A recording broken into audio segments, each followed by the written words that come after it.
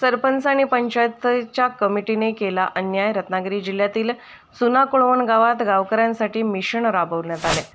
जलजीवन mission योजना ही केंद्रीय सरकारची योजना। प्रत्येक घरामध्ये नळ ही योजना चुना-कोळवण ग्रामपंचायतमध्ये राबवताना बौद्ध समाजावर अन्याय केला असल्याचे समजते। आज कित्येक वर्ष ज्या ठिकाणी बौद्ध समाजातील ग्रामस्थ पाणी भरत होते त्याच ठिकाणी जाणून बुजून पंचायतीचे सरपंच यांची हुकुमशाहीने योजनेसाठी आवश्यक असणारी विहीर खोदण्यासाठी भूमिपूजन करून चालू केल्यामुळे बौद्ध समाजाला ज्या ठिकाणी पाणी मिळत होते ते पाणी गावातील सरपंच आणि त्यांच्या कमिटीने बंद केले। तर सरपंच श्रीकांत मटकर यांनी दादागिरी करून ग्रामस्थांच्या असणाऱ्या पाण्याच्या टाक्या उडवून दिल्या। एकीकडे हर घर में नल सरकार ही योजना राबवण्यात येत असताना 6 महिन्यापासून गावातील एका दलित समाजाला मिळणारे पाणी बंद केले आहे। स्थानिक समाजातील नागरिकांना विश्वासात न घेता विहीर खोदून काम चालू केले।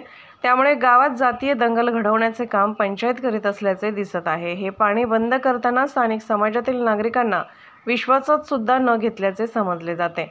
तर अधिक माहितीसाठी सरपंचांना फोन केला असता फोन सुद्धा घेत नसल्याचे आढळून आले। तर हा बौद्ध समाजावर अन्याय असून काही दिवसात चुना-कोळवण बौद्ध वाठी तसेच आजूबाजूला असणारे बौद्ध समाज तहसीलदार कार्यालयावर आंदोलन करणार असल्याचे समाजातील कार्यकर्ते श्री गणेश जाधव, भारत जाधव, संजय कांबळे, विजय कांबळे, शंकर जाधव, नारायण जाधव, सुरेश जाधव, मंगेश जाधव, प्रशांत जाधव, सुशील जाधव, वैभव जाधव यांनी सांगितले आहे।